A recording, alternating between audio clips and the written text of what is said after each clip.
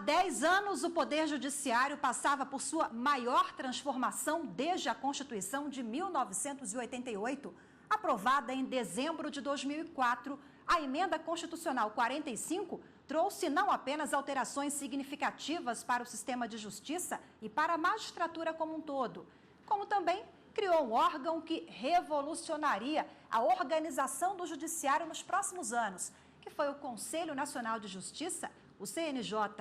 E para falar sobre o assunto, recebemos hoje aqui no estúdio a nossa consultora jurídica da TV Justiça, Karina Zucolotto. Oi, Karina, obrigada pela participação. Boa tarde. Boa tarde.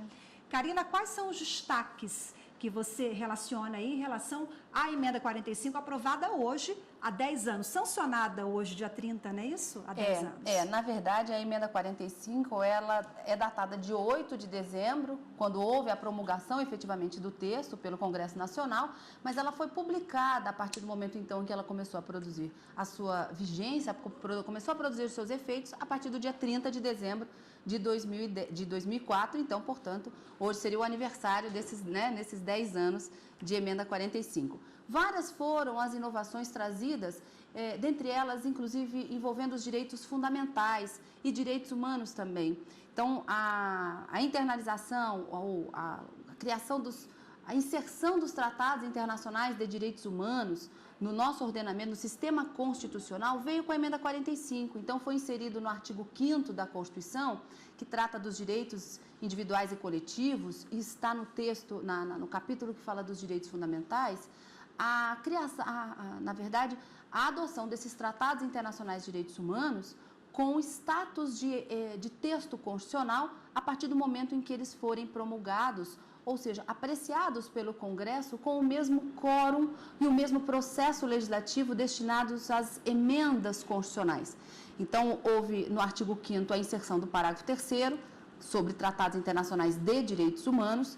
Nós tivemos também a inserção do inciso 78, também no artigo 5º, que fala da razoável duração do processo, da celeridade processual como um princípio, lógico, um princípio que tem que ser implementado na medida em que as políticas públicas vão sendo adotadas, mas que todos, indistintamente, têm direito a um processo judicial ou administrativo que não se protele ao longo do tempo. E para que isso aconteça, são necessárias as leis para fazer com que isso efetivamente se concretize na melhor medida possível, como devem ser os princípios, segundo a doutrina e a jurisprudência.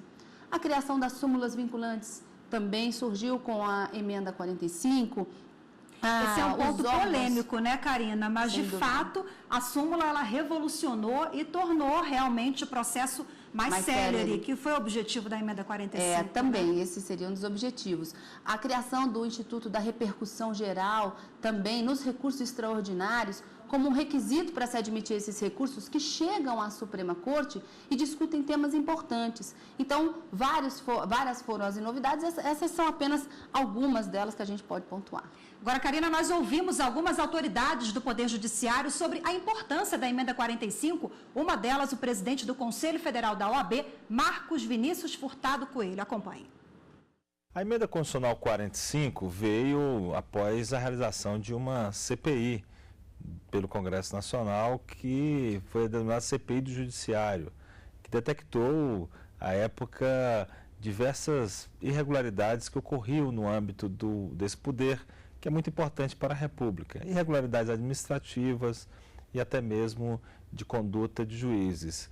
Quando se tornou um consenso na sociedade brasileira, nos poderes públicos, a necessidade de um órgão de controle da magistratura brasileira, de controle não apenas no aspecto funcional, no aspecto da atuação do magistrado, mas também no que se refere à própria administração dos tribunais, para que tivéssemos uma maior organização, transparência e disciplinamento deste poder. Um papel central neste momento foi exercido pelo ministro da Justiça, Márcio Tomás Bastos, que é ex-presidente da OAB Nacional. Quando presidente da OAB, Márcio Tomás Bastos propôs na Constituinte, que resultou na elaboração da Constituição de 1988, já naquela época, que constasse no texto constitucional o Conselho Nacional de Justiça, o controle externo do Poder Judiciário, no que à época não foi vitorioso. quis o destino que, anos depois, Márcio Tomás Bastos, se encontrando desta feita como ministro da Justiça, levasse aquelas ideias de presidente da Ordem para serem implementadas no âmbito da Emenda Constitucional 45, que implementou a reforma do Poder Judiciário. Karina, a Emenda Constitucional 45, ela trouxe o CNMP, o Conselho Nacional do Ministério Público, e também o CNJ, o Conselho Nacional de Justiça. Como é que funciona o CNJ?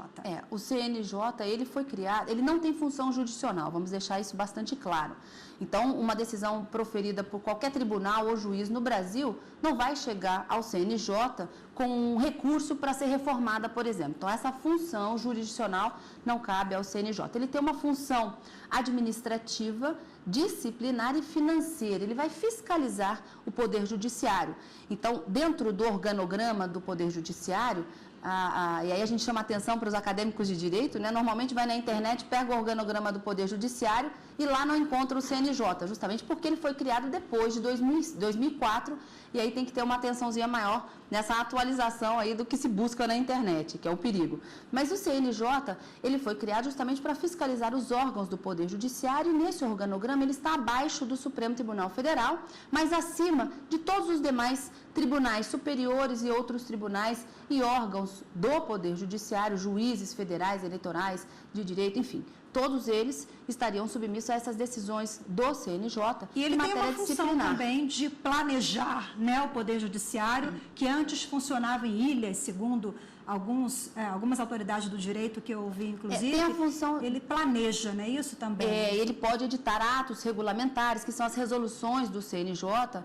Também ele pode verificar se algum ato de tribunal não está conforme a lei, e aí pode tentar reverter essa situação. Então, ele também tem essa função de organizar, de administrar esse Poder Judiciário. Como a gente já havia uma expectativa muito antes da promulgação da Constituição de 88, da criação do CNJ, ou então de um órgão que fiscalizasse o Poder Judiciário, e com a Emenda 45 foi criado não só esse órgão de fiscalização do Judiciário, como também o órgão de fiscalização do Ministério Público, que está inserido, conforme a Constituição, dentre as funções essenciais da Justiça ao lado da advocacia. E outra autoridade que se pronunciou a respeito da Emenda 45 foi o secretário de Reforma do Judiciário do Ministério da Justiça, Flávio Crossi Caetano. Quando a gente olha, 10 anos depois, a gente percebe alguns avanços. Então, a criação dos 2 conselhos foi fundamental. Esses conselhos hoje funcionam como órgãos planejadores. Hoje, tanto o Poder Judiciário como o Ministério Público conversam entre si e conversam dentro de si. Então, portanto, hoje há metas, há ações, há indicadores, há números, há diagnóstico, tanto do Judiciário como do Ministério Público. Segundo, a Defensoria Pública realmente já está mais fortalecida. Agora, passados 10 anos, nós temos Defensoria Pública em todos os estados do Brasil. Temos um número pequeno, este é o problema atual, mas temos Defensoria Pública em todos os estados. Terceiro, nós temos finalmente, então, hoje, uma definição sobre os tratados internacionais de direitos humanos. Antes se discutia muito se eles eram abaixo da Constituição, se eles eram lei, como que eles eram recepcionados. Hoje não há mais essa dúvida. Os tratados internacionais, firmados com quórum de emenda, eles são norma constitucional. Então, esse me parece que foram os grandes avanços da Emenda 45. Karina, um passo importantíssimo, em relação aos tratados internacionais de direitos humanos. O que mudou? Principalmente depois de 2000. Havia uma grande discussão, como a gente viu na reportagem, acerca dessa hierarquia dos tratados internacionais de direitos humanos dentro do nosso ordenamento jurídico. E em 2009, portanto, depois da Emenda 45, o Supremo Tribunal Federal, eu me lembro, a gente até acompanhou, eu e o Carlos Eduardo no direto plenário, numa votação apertada, no finalzinho de 2009, os ministros entenderam que aqueles tratados internacionais de direitos humanos, que já haviam sido internalizados pelo nosso Congresso Nacional, eles teriam status de norma supralegal, ou seja, eles estariam acima das leis, vamos dizer assim, das leis ordinárias, da demais legislação do Brasil, mas estariam abaixo da Constituição. Então, seriam normas, portanto, supralegais, mas infraconstitucionais. e que somente aqueles tratados internacionais de direitos humanos que fossem aprovados no Congresso Nacional com o mesmo processo legislativo de emenda, ou seja, aprovado em 2 turnos, com a votação de 3/5, o equivalente a 60% dos membros de cada uma das casas do Congresso, aí esse tratado internacional teria o mesmo status, uma equivalência às emendas à Constituição, então poderiam também ser textos constitucionais. Então, essa discussão acerca dessa hierarquia dos tratados, que era bastante polêmica, doutrina e jurisprudência, acabou sendo pacificado com a introdução desse parágrafo 3º no artigo 5º, mas principalmente em razão da decisão proferida pelo Supremo em 2009, à luz dessa preocupação que a Constituição, que o Constituinte, reformador, deu em razão da emenda 45 aos tratados internacionais de direitos humanos. E o presidente da Associação dos Magistrados Brasileiros, João Ricardo Costa, também falou a respeito da emenda 45. Acompanhe. A emenda 45 colocou lá na Constituição Federal, que é um direito do cidadão ter um tempo razoável do processo. Mas isso é como aquele decreto do prefeito da cidade do interior, de um dos estados da federação, que no primeiro dia do seu mandato decretou o fim da miséria na circunscrição do seu território. Decretou e disse, a partir de hoje terminou a miséria no território. O que falta isso? Faltam políticas, faltam para que o processo, a Constituição trouxe o princípio.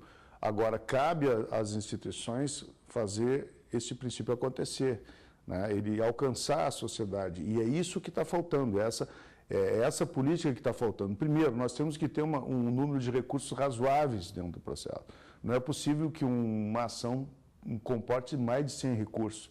E acontece, nós temos processos no Brasil que são de grande repercussão, que tem mais de 100 recursos. Quer dizer, não é possível que o sistema judicial brasileiro tenha essa vulnerabilidade. Nós temos que criar um sistema de blindagem da justiça brasileira para que não seja usada de forma predatória.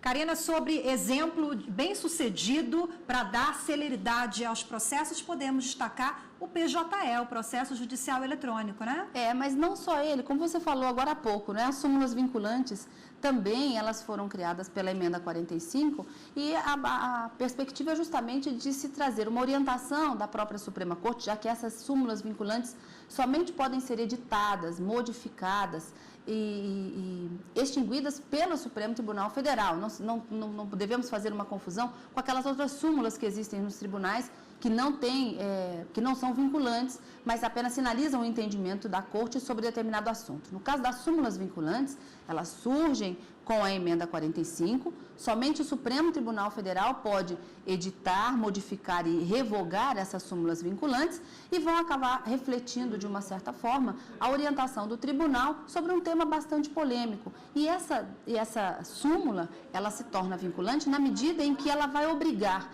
não apenas os órgãos do Poder Judiciário, toda a magistratura brasileira, a seguir aquele entendimento, como também toda a administração pública, seja na esfera federal, estadual e municipal. E aí nós podemos dar alguns exemplos.